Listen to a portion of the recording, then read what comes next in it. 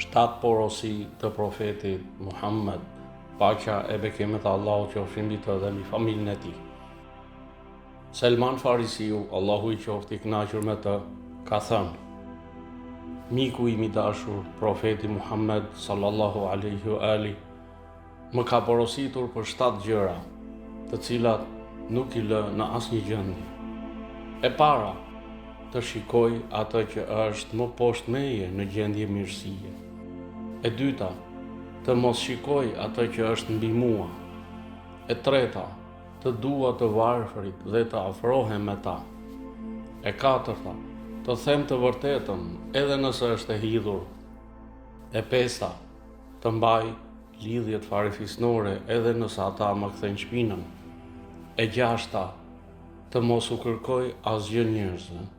Dhe e shtata, më porositi që të shtoj shumë thënien la haula wala quwwata illa billah.